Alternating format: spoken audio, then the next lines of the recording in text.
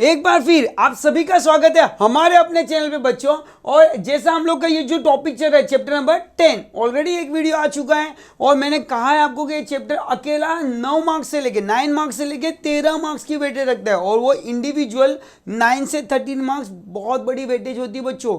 20 mark का objective है, plus 9 या 13 में काउंट करूं तो वो आपके पासिंग ऐसे ही निकाल देगा, राइट। तो चैप्टर को छोड़ना नहीं है, एंड तक वीडियो को देखना बेटा। हर एक आंसर आपको बाहर कराने वाला हूं। इसके पहले का वीडियो अगर नहीं देखा हो वहां पे मैंने आपको आंसर कवर किया था, meaning definitions for features of dividend. जी हाँ, 14.8 डिविडेंड के फीचर्स के जो हमने इसके पहले के टॉपिक में कवर किए थे। आज हम एक और इंपॉर्टेंट आंसर पढ़ने वाले जहां पे 4 मार्क्स का क्वेश्चन आ सकता है। हाँ, आप डिविडेंड का मतलब तो सीख चुके हो बच्चों। डिविडेंड मतलब क्या था? पार्ट ऑफ प्रॉफिट था। और ये पार्ट ऑफ प्रॉफिट किसे दिया जाता है बेटा? तो शेयर होल्डर को देते हैं। और कब देते हैं? तो मैंने कहा ना, प्रॉफिट होता है तब डिविडेंड दिया जाता है। तो what is dividend? Dividend is a small part of profit. Profit के एक हिस्से को डिविडेंड कहा जाता है और ये डिविडेंड शेयर होल्डर्स को दिया जाता है, राइट। 2 टाइप का डिविडेंड होता है, एक इंटरिम और एक फाइनल। बट ये जब पार्ट ऑफ प्रॉफिट है, क्या सिर्फ पार्ट ऑफ प्रॉफिट में से ही डिविडेंड बांटा जाता है? जी नहीं, यहां पे अलग अलग सोर्स है। तो आज के जो 2 आंसर होने वाले इस वीडियो में, पहला क्वेश्चन का आंसर है वो है हमारा जो क्वेश्चन है वो है सोर्सेस ऑफ डिविडेंड। जी हाँ, क्वेश्चन आएगा आपको एग्जाम में 4 मार्क्स के लिए। Define the different sources of declaration of dividend. Dividend आप कहां कहां से बांट सकते हो। और सेकंड क्वेश्चन आएगा यस, तो डिक्लेरेशन ऑफ डिविडेंड का procedure, legal procedures for declaration of dividend. Dividend बांटते समय कौन से स्टेप्स को ध्यान देना है। तो 2 क्वेश्चंस इस वीडियो में कंप्लीट कराने वाला हूं। सो प्लीज ये वीडियो को एंड तक देखना। 101% एक क्वेश्चन आपके 4 मार्क्स के लिए बैठने वाला है और ये 4 मार्क्स हमें घुमाने नहीं है बच्चों। Let's start. बहुत इजी है, बहुत इजी है। Legal provision on dividend. First legal provision पढ़ेंगे, वो पढ़ेंगे 3 लीगल प्रोविजन है। पहला प्रोविजन रूल्स एंड रेगुलेशन है, लीगल प्रोविजन ऑन सोर्सेस। जी हाँ, कौन कौन से सोर्सेस है डिविडेंड देने के, ठीक है। सबसे पहला एक बात ध्यान रखना, ये है क्या एक्चुअली। तो आपके घर पे समझो आपके पेरेंट्स बाहर गए घर से और घर पे आपने कोई ऑनलाइन डिलीवरी या ऑनलाइन फूड ऑर्डर कर दिया और वो फूड लेके आपके घर पे आ चुका है और मालूम पड़ रहा है कि आप सबसे पहले क्या करोगे? जब ऑनलाइन ऑर्डर दिया है तो आपके पेटीएम या जीपे में पैसे नहीं है, पहले वो देखते हैं। तो पैसे शॉर्ट पड़ रहे हैं, आपने ऑर्डर कर दिया 500 का, आपके अकाउंट में 300 रुपीज़ ही है, तो पहले तो 300 का बंदोबस्त हो गया। तो पहला सोर्स था आपका जीपे या पेटीएम। दूसरा सोर्स अपने पॉकेट को चेक करोगे। तीसरा सोर्स आपके पॉकेट में कुछ नहीं, पर्स में कुछ नहीं, तो क्या करोगे? तो भाई कहीं पे मम्मी ने कोई आटे के डब्बे में, चावल के डब्बे में कहीं पे पैसे रखे या कोई बॉक्स में कहीं पे पैसे रखती है मम्मी रेगुलरली, वहां पे जाके चेक करोगे, राइट। वहां पे भी नहीं मिला तो पापा की जो घर पे पेंट टंगी हुई है वो पेंट के अंदर हाथ डालोगे, यहाँ वहां चेक करोगे, कहीं से 150 रुपये मिल गए वो ऐड कर लोगे, ठीक है। वहां भी नहीं मिला तो फिर हम क्या करते हैं? हमारे नेबर के पास जाते हैं, भाई ये ऑर्डर दे दिया है, मम्मी पापा बाहर गए हैं, आएंगे तो आपको मैं वहां से अरेंज करके दे दूंगा, राइट। या फिर मम्मी पापा को ही फोन करोगे, भाई मेरे जीपे में शॉर्ट पड़ रहा है, ट्रांसफर कर दो, राइट। तो बहुत सारे सोर्सेस होते हैं किसी एक पेमेंट को करने के लिए। उसी तरह जब कंपनी अपने शेयर होल्डर को डिविडेंड देना चाहती है, पार्ट ऑफ प्रॉफिट देना चाहती है, तो बहुत सारे सोर्सेस, जरूरी नहीं कि पार्ट ऑफ प्रॉफिट में से डिविडेंड दिया जाए। So let's see and learn different sources of declaration of dividend या पेमेंट ऑफ डिविडेंड। तो सबसे पहला पॉइंट है, कंपनी में डिक्लेयर एंड पे। जी हाँ, कंपनी क्या करेगी? डिक्लेयर भी करेगी और पे भी करेगी। Declare and pay dividend for any financial year out of the following. जी हाँ, कंपनी डिक्लेयर और पे कर सकती है अलग अलग सोर्सेस में से। सबसे पहला और इंपॉर्टेंट सोर्स है करंट प्रॉफिट। जी हाँ, ये साल का प्रॉफिट। जैसा मैंने आपको एक फंडा सिखाया है, मुर्गी है तो अंडा है, मुर्गी नहीं तो अंडा नहीं, उसी तरह प्रॉफिट है तो डिविडेंड है, प्रॉफिट नहीं तो डिविडेंड नहीं, right. More profit more dividend, less profit less dividend. बड़ा मुर्गी बड़ा अंडा, भाई वो है ना सांबरूप का अंडा बड़ा, और अपनी घरवाली मुर्गी का अंडा छोटा, तो छोटी मुर्गी छोटा अंडा, बड़ा मुर्गी बड़ा अंडा, वैसा ही फंडा है यहाँ पे। यस, तो लेट्स सी करंट प्रॉफिट। जी हाँ, आप करंट प्रॉफिट में से डिविडेंड डिक्लेयर करना चाहो तो कर सकते हो, ये तो प्राइमरी सोर्स है बेटा। तो profit of the company, yes, क्या बोला बेटा अपना? Profit of the company of that year arrived at after providing depreciation. जी हाँ, क्या कहा है, after providing the depreciation, profit जो भी आया है उसमें से माइनस करोगे क्या बेटा, डेप्रिसिएशन, उसके बाद जो भी वैल्यू बचती है उस वैल्यू को आप ट्रांसफर करोगे बेटा रिजर्व। तो याद रखना, जब भी प्रॉफिट आया तो प्रॉफिट में से माइनस करोगे डेप्रिसिएशन, कुछ पार्ट ऑफ रिजर्व निकाल लोगे, उसके बाद जो पैसा बचेगा वो आप डिविडेंड डिक्लेयर करने के लिए यूज कर सकते हो। पहला करंट ईयर प्रॉफिट, समझा, करंट ईयर प्रॉफिट में से क्या माइनस करोगे बेटा, depreciation and part of reserve. जी हाँ, बी केयरफुल, ये एक वर्ड याद रखना, कंपनी क्या करती, जो भी कंपनी का प्रॉफिट आया है, राइट, ये पहला रूल याद रखना बेटा, जो अगर बच्चों को नहीं पता तो जरा समझ लेना, be careful with this. Company को जब भी क्या मिलता है बेटा, प्रॉफिट मिलता है, क्या मिलता है, प्रॉफिट, तो प्रॉफिट में से ही सबसे पहले क्या पे कर देना पड़ता है बेटा, इंटरेस्ट, फिर कंपनी क्या पे कर देती है बेटा, उसमें से पहला क्या पे करती है बेटा, इंटरेस्ट, फिर कंपनी क्या पे करेगी, उसमें से बेटा डेप्रिसिएशन माइनस करेगी, फिर कंपनी क्या पे क्रिएट करेगी, रिजर्व। ये रिजर्व को प्लगिंग बैक ऑफ रिजर्व कहा जाता है, जो फ्यूचर में कंपनी एक्सपांशन, डाइवर्सिफिकेशन, मॉडिफिकेशन के लिए या मॉडर्नाइजेशन के लिए यूज करेगी ये पैसों को। उसके बाद जो पैसे बचेंगे वो as a dividend company use कर सकती है। तो मैं कह सकता हूँ what is dividend, dividend is a part of profit, but rule number 1, जब भी तुम करंट प्रॉफिट यूज करोगे तो करंट प्रॉफिट में से दो चीज निकल देनी है, क्या बेटा, डेप्रिसिएशन और reserve, right.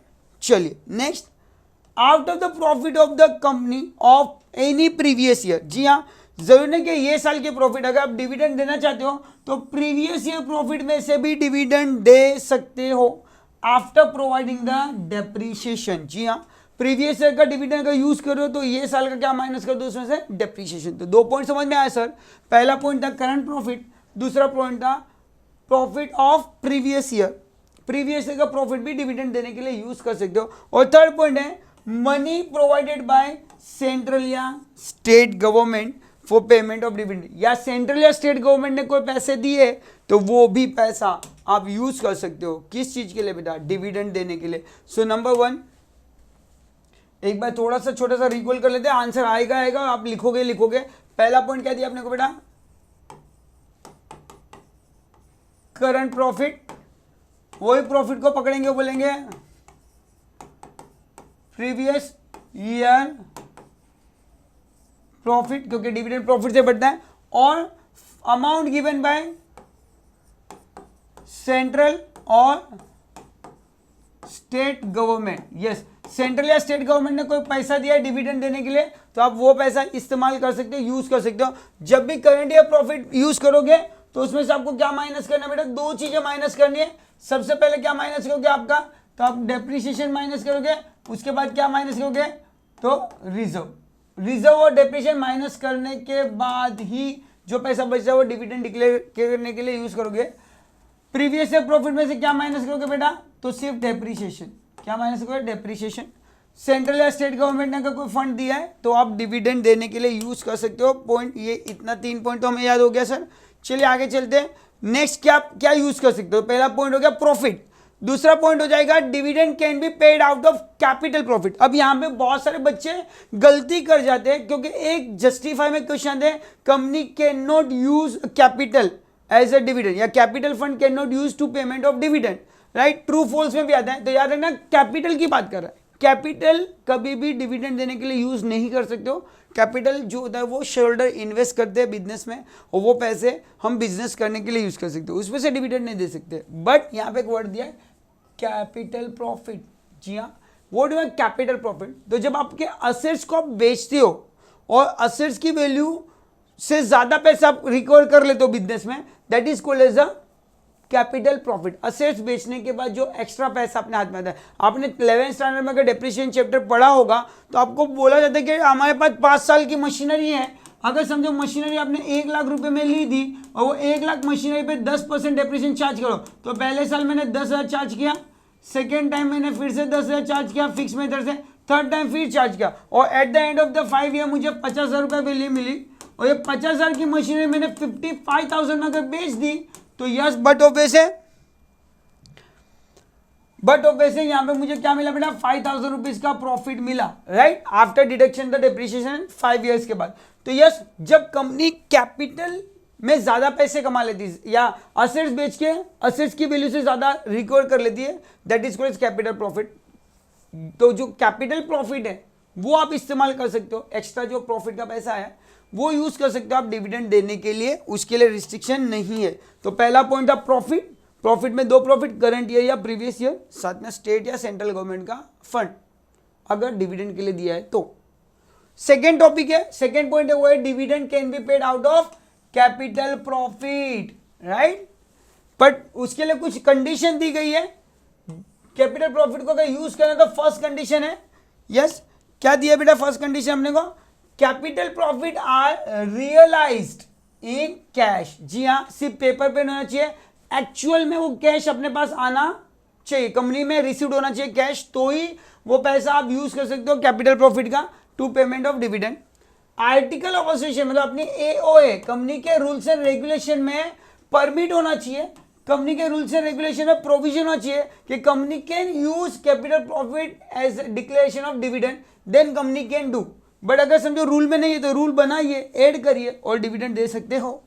Third most important, yes, capital profit remain profit after revaluation of assets and liability. हाँ, आपने जैसे एडमिशन ऑफ पार्टनर पढ़ा, उसमें आपने एक रियलाइजेशन अकाउंट, रिवैल्यूएशन अकाउंट बनाते हो, डिसोल्यूशन में हम लोग रिवैल्यूएशन बनाते हैं। तो जब रिवैल्यूएट करते हो असेट्स को, जी हाँ, असेट्स बेचने के बाद में आप अगेन रिवैल्यूएट करोगे असेट्स को, तो आपका असेट्स एंड लायबिलिटी में रिवैल्यूएशन करने का जो आपकी बैलेंस शीट है या आपका प्रॉफिट एंड लॉस अकाउंट है, उसमें प्रॉफिट ही दिखना चाहिए, लॉस दिखना नहीं चाहिए, तो ही आप डिविडेंड डिक्लेयर कर सकते हो, अदरवाइज नहीं, राइट।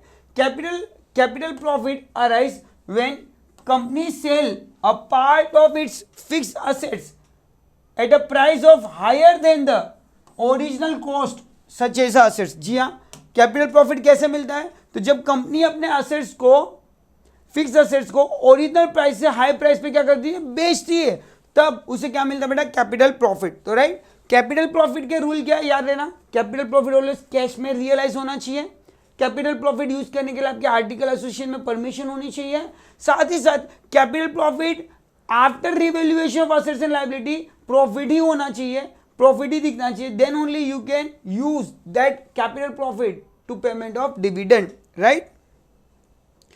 समझा आपको बेटा। तो पॉइंट नंबर 1 जो हमने पढ़ा,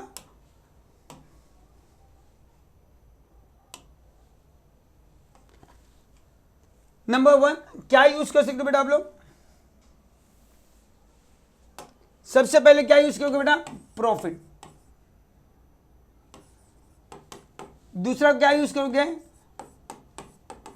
कैपिटल प्रॉफिट। हम क्या पढ़ रहे बेटा, हम पढ़ रहे हैं सोर्सेस। क्या पढ़ रहे बेटा, सोर्सेस, डिविडेंड देने के सोर्सेस। पहला सोर्स था प्रॉफिट, दूसरा सोर्स था कैपिटल प्रॉफिट। प्रॉफिट में भी हमने 2-3 सोर्स पढ़े थे। पहला प्रॉफिट था वो था करंट ईयर प्रॉफिट, दूसरा सोर्स था वो था प्रीवियस ईयर प्रॉफिट, और तीसरा स्टेट और सेंट्रल गवर्नमेंट का फंड। कैपिटल प्रॉफिट के लिए कंडीशन थी, क्या थी यहां पे बेटा, कंडीशन। 3 कंडीशन याद रखोगे तो बोलते हैं। कंडीशन नंबर 1 क्या थी, तो बेटा ऑलवेज कैश में होना चाहिए, कैश रियलाइज होना चाहिए। फिर रिवैल्यूएशन के टाइम असेट्स एंड लायबिलिटी में क्या दिखना चाहिए, प्रॉफिट दिखना चाहिए। और third,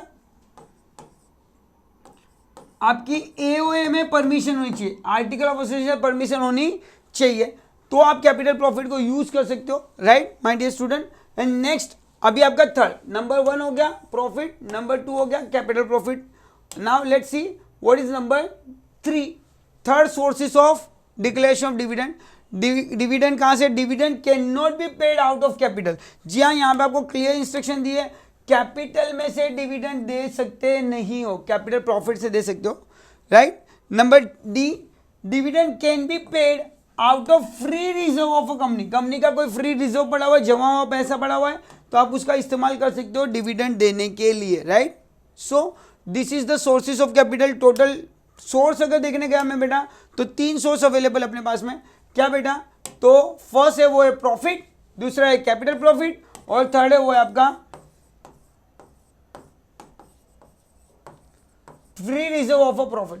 free reserve capital profit या प्रॉफिट में से आप क्या दे सकते हो, डिविडेंड। बट एक याद रखना, कैपिटल में से कभी भी डिविडेंड दे सकते नहीं है, राइट। तो ये था सोर्सेस ऑफ कैपिटल या सोर्सेस ऑफ डिविडेंड। डिविडेंड देने के सोर्सेस क्या क्या है, राइट माय डियर स्टूडेंट।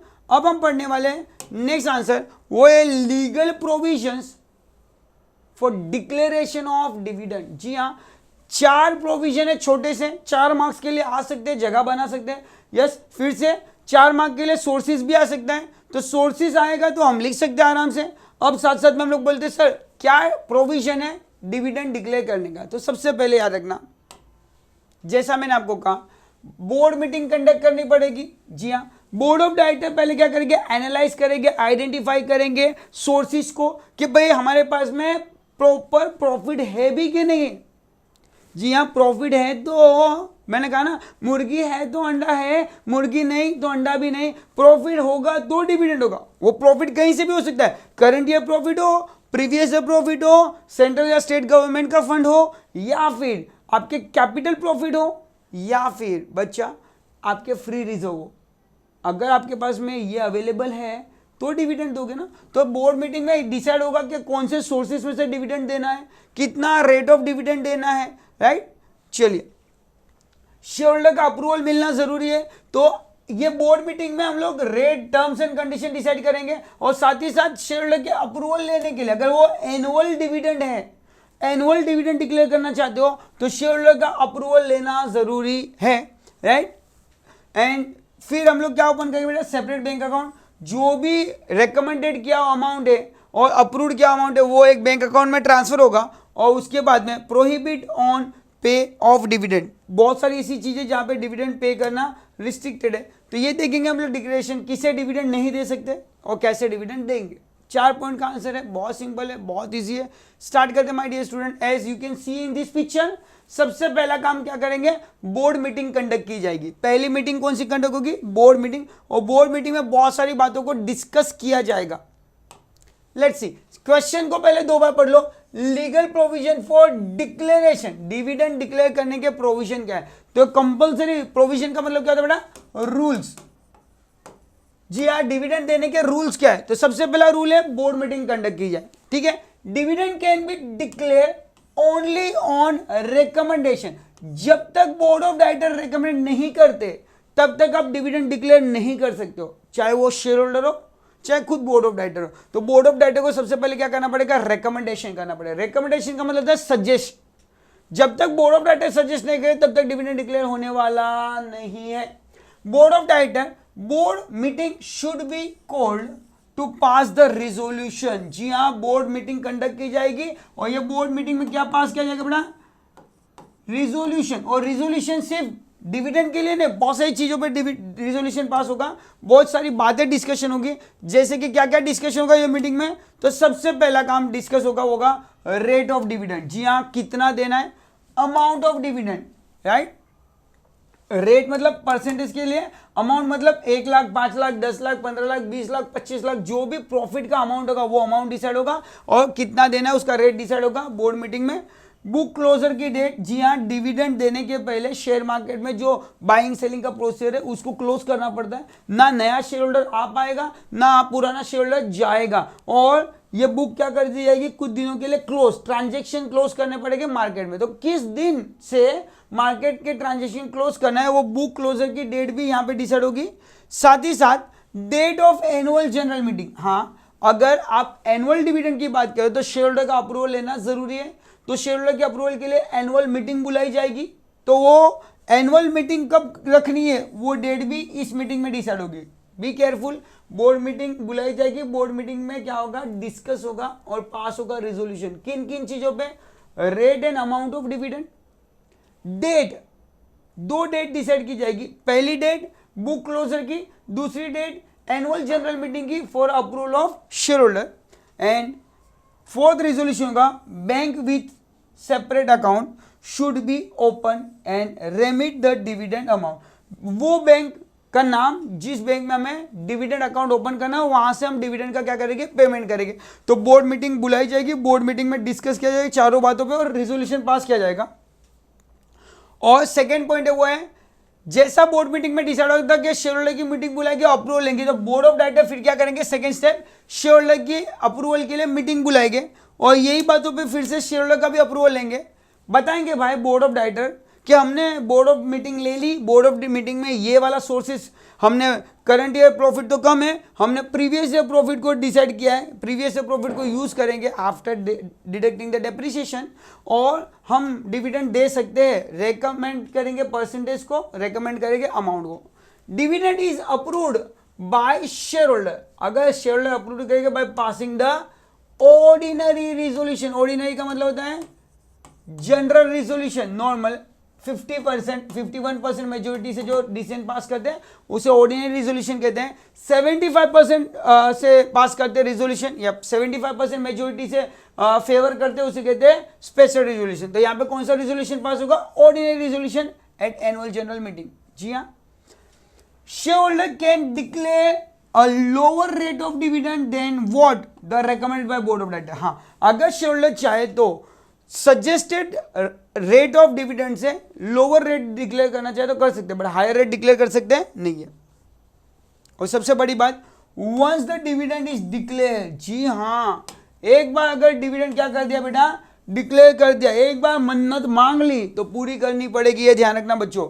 तो general meeting can not be revoke, ये ध्यान रखना बेटा, कैन नॉट बी रिवोक। एक बार डिविडेंड डिक्लेयर कर दिया शेयर होल्डर ने एनुअल जनरल मीटिंग में, उसके बाद उसको रिटर्न लिया जा सकता नहीं है। ये वो बहाना है जो एक बार छूट गया तो छूट गया।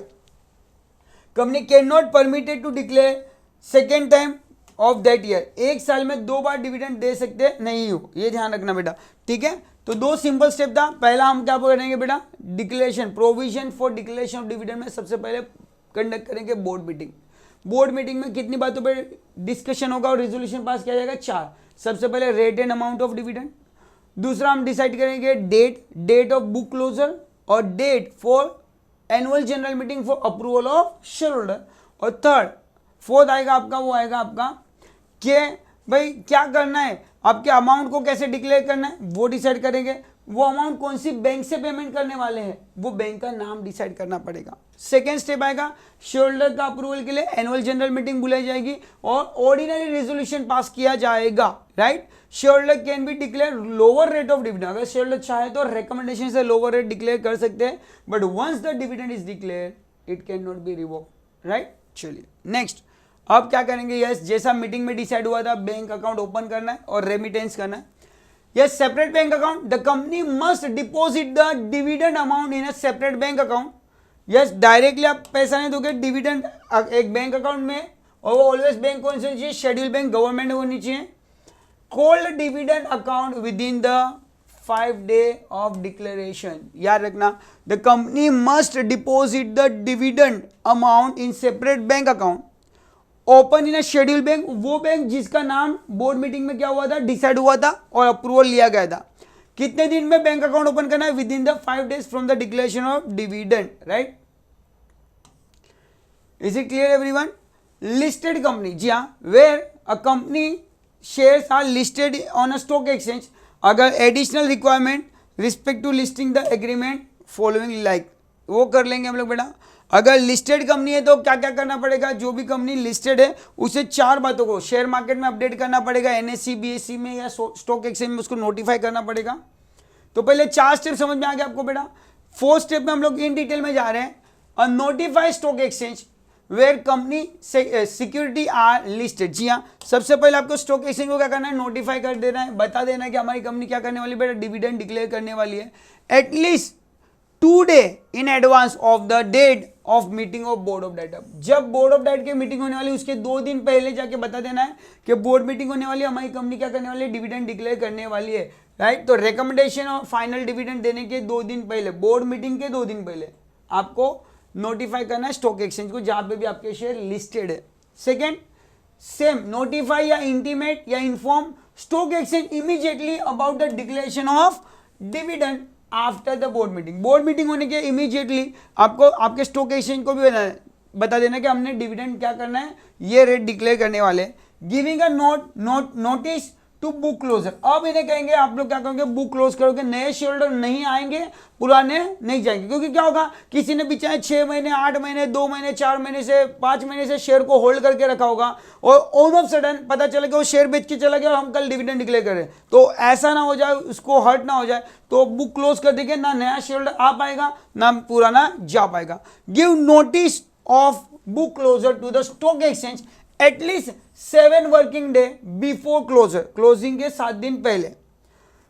Close the register of the members, transfer register, ना ट्रांसफर होगा ना ट्रांसमिशन होगा, सब कुछ रोक दिया जाएगा। It must be use electronic mode of payment of, अगर आपका निफ्टी है ईसीएस है तो इलेक्ट्रॉनिक मेड भी यूज होगा, क्लियरिंग सर्विस ईसीएस यूज कर सकते हो, फिर निफ्टी यूज कर सकते हो, फिर आरबीआई भी यूज कर सकते हो, reserve bank of India.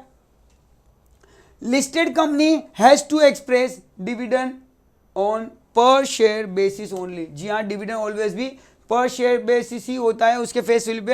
And last and final point है आपका बेटा, prohibits to pay the dividend, जी हाँ, डिविडेंड पे करना रिस्ट्रिक्टेड है किसे बेटा, a company which is fail to repay deposits of any interest on deposits, अगर कभी आपने फ्यूचर में या अगर कभी आपने पास्ट में डिपॉजिट्स का इंटरेस्ट पेमेंट करना बाकी है, जी हाँ, ऐसा कहा जाता है अपने में कहावतों में कि भाई जिसके सिर पे कर्जा है ना वो कभी भी मौज नहीं कर सकता, दिवाली नहीं मना सकता। पहले क्या करते हैं, कर्जा चुकाओ फिर दिवाली मनाओ, हाँ, क्योंकि भाई जैसा आप दिवाली मनाने जाओगे वैसे कर्जा आ जाएगा, भाई पहले हमारा पैसा दो, बाद में ये सब इंजॉयमेंट करो। इंजॉयमेंट करने को पैसा है, कर्जा चुकाने को पैसा नहीं है। तो ये याद रखना, कंपनी का भी यही रूल है, कंपनी को जब प्रॉफिट आता है तब डिविडेंड देती है। अगर कंपनी का कोई पास्ट रीपेमेंट करना बाकी है, a company which has failed to repay या interest on deposit can not declare the dividend on equity shares, जी हाँ, इक्विटी शेयर को तब तक डिविडेंड नहीं मिलेगा जब तक वो अपना पास्ट का पेमेंट क्लियर नहीं कर देते, पहला रूल। दूसरा, no dividend can be declare, no dividend can be declared if company has defaulted on redemption of debenture, अगर किसी डिबेंचर लेकर रिपेमेंट करना बाकी है, इंटरेस्ट पेमेंट करना बाकी है, या किसी प्रेफरेंस शेयर का डिविडेंड देना बाकी है, या प्रेफरेंस शेयर्स का रिडम्पशन करना रीपेमेंट करना बाकी है और इंटरेस्ट पेमेंट करना बाकी है फाइनेंशियल ईयर का किसी इंस्टीट्यूशन का, तो कंपनी डिविडेंड पे नहीं कर सकती है। राइट माय डियर स्टूडेंट, सो यहाँ पे हमने हमारा टॉपिक कंप्लीट किया है, लीगल प्रोविजन फॉर डिक्लेरेशन। तो इस वीडियो में हमने 2 टॉपिक कंप्लीट किए 4-4 मार्क्स के। पहला टॉपिक था legal provision for sources of dividend, second हमने पढ़ा है बेटा legal provision for declaration of dividend.